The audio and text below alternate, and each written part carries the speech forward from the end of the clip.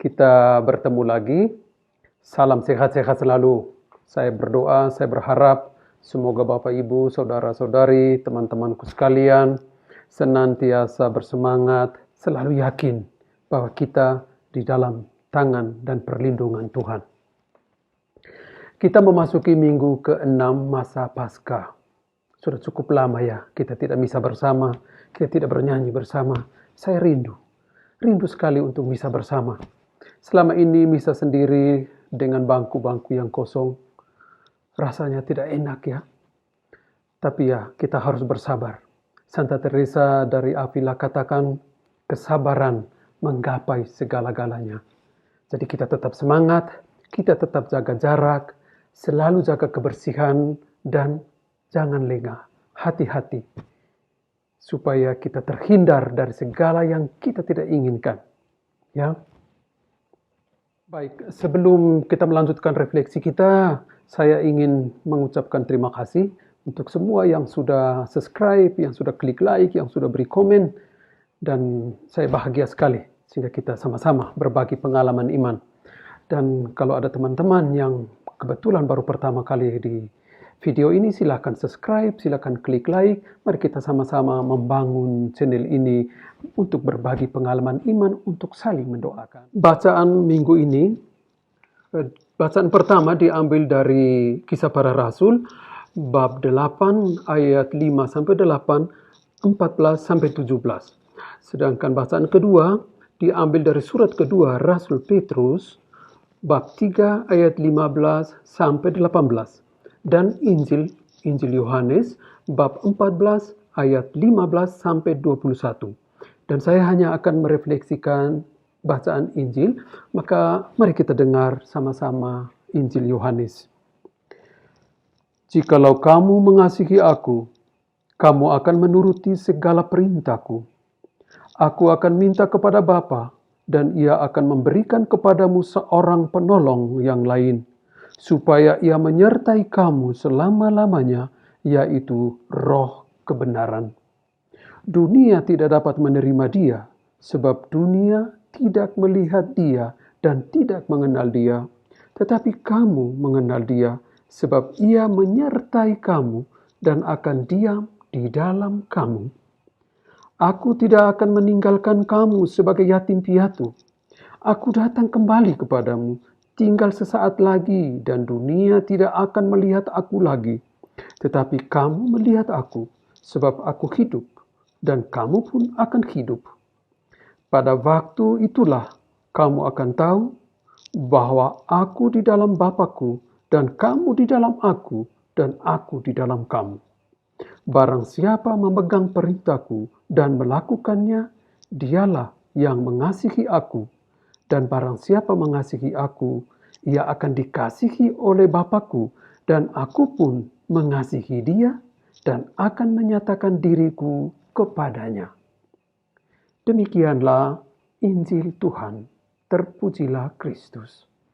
Teman-temanku yang terkasih, mungkin kebanyakan dari kita sudah lebih dari satu kali merasa kecewa dengan orang tua, jengkel dengan orang tua, atau tidak sabar dengan mereka, sebal dengan mereka. Mungkin karena mereka melarang kita untuk buat ini dan itu. Mungkin mereka tidak memenuhi permintaan kita.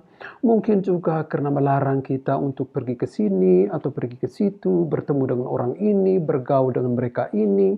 Atau karena kita suka malas, jadi menegur kita, dan itu mungkin membuat kita jengkel. Kadang kita berpikir sebagai anak-anak, ini tidak adil. Orang tua saya ini tidak mengerti kehidupan kita orang muda. Tapi apa yang dibuat oleh orang tua selalu yang terbaik, selalu yang terindah, selalu yang istimewa untuk anak-anak. Karena tidak ada orang tua, satupun orang tua yang ingin mencelakakan anak-anaknya. Tidak ada satu orang tua pun yang mau anaknya tidak bahagia. Itu mustahil terjadi. Sehingga apa yang mereka buat itu adalah demi kebaikan anak-anaknya. Saya ingat satu cerita. Ada seorang ibu punya dua anak gadis, dan suatu waktu dia begitu pingin makan bakso.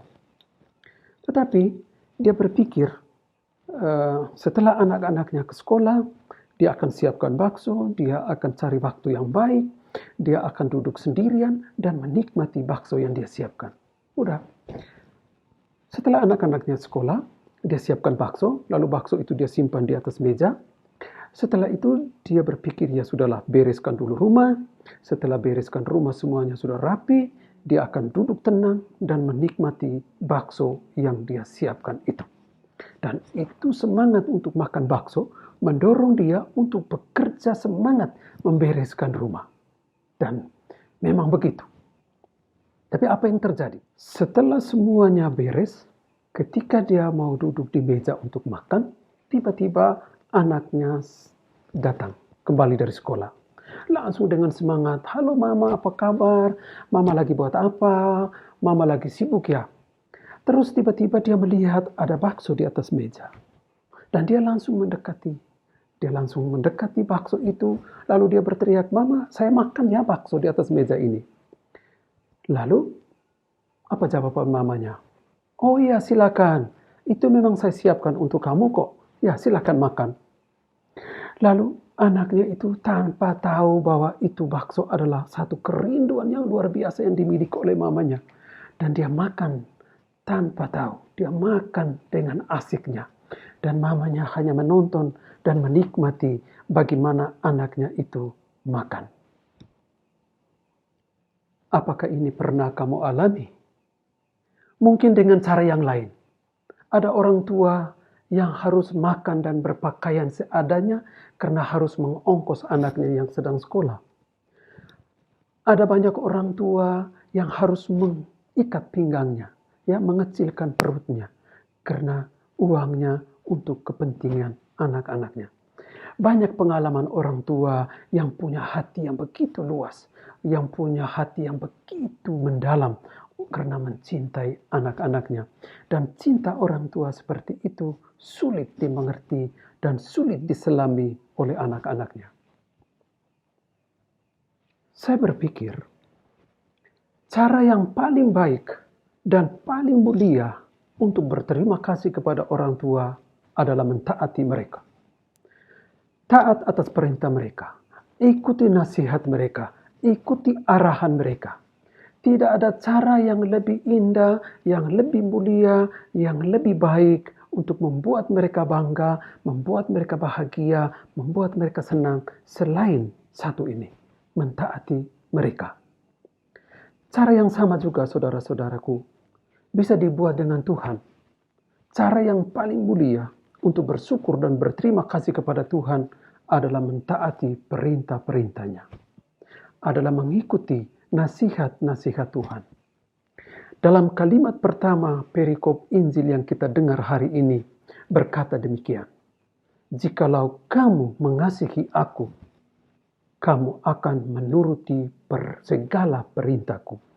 Kalimat yang bunyi yang sama ini akan muncul kembali di akhir kalimat, di akhir perikop ini. Dan itu indah sekali.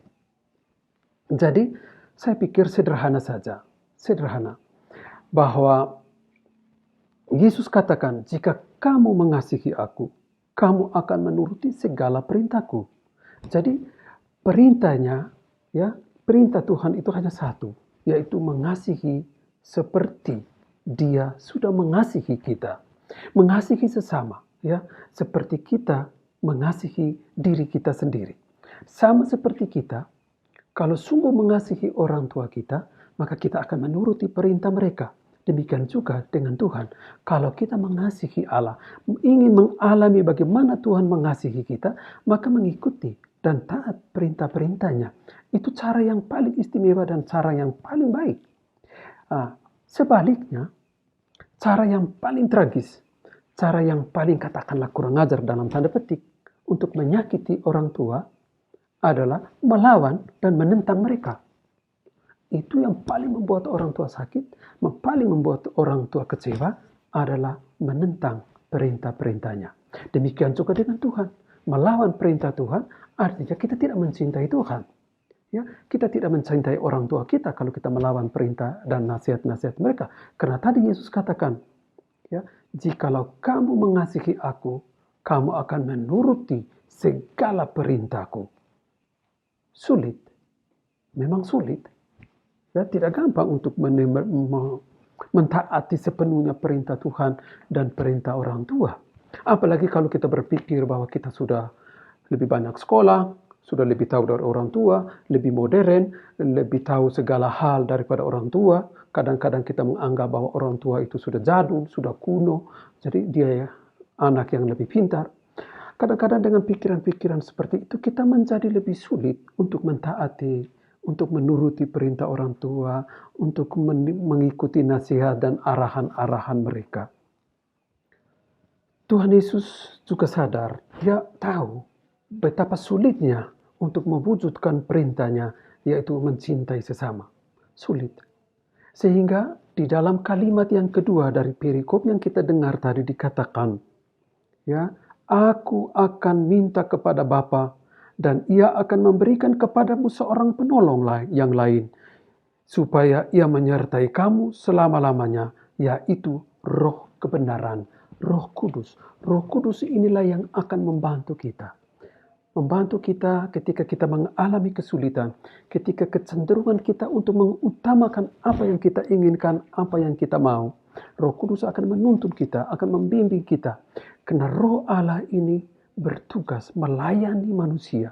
Roh Allah inilah yang membuat kita, menyempurnakan kita, membantu kita untuk menyelesaikan tugas. Kalau dengan kemampuan manusiawi kita tidak mampu untuk menjalani cinta kasih, untuk mentaati orang tua, untuk menuruti apa yang diperintahkan oleh orang lain, maka Roh Kudus akan membantu kita untuk menyempurnakan, untuk menguatkan kita, untuk memberi semangat kepada kita, untuk memberi rahmat kepada kita, agar kita sungguh serius menjalani perintah cinta kasih, perintah yang diberikan oleh Yesus Kristus.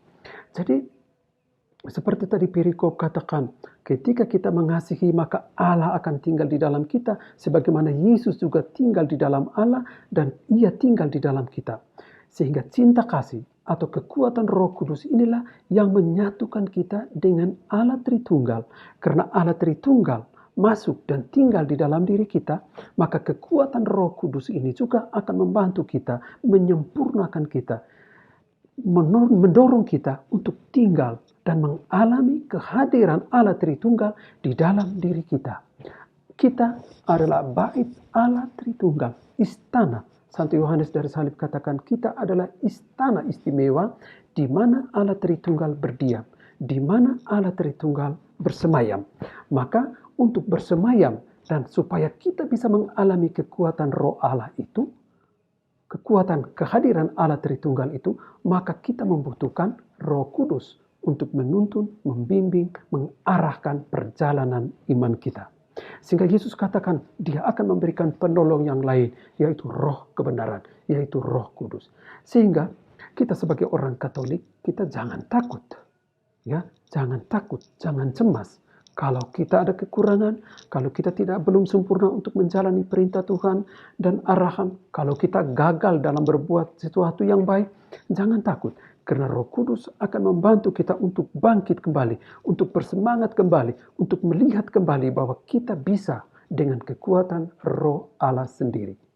Itulah satu dua refleksi yang ingin saya bagikan, semoga berguna. Dan bila berguna, berbagilah dengan sesama. Dan bila ingin untuk mendengarkan lagi permenungan saya, silakan subscribe dan klik di video ini, di channel ini. Semoga Tuhan memberkati saudara-saudariku sekalian. Selamat berhari Minggu. Kita mohon berkat Tuhan. Tuhan sertamu dan sertamu juga. Semoga saudara-saudariku sekalian, teman-temanku semuanya, seluruh niat baik, seluruh pekerjaan, semua mereka yang sedang sakit, semua mereka yang sedang putus asa, senantiasa dilindungi, dibimbing dengan berkat Allah yang Maha Kuasa, Bapa dan Putra dan Roh Kudus.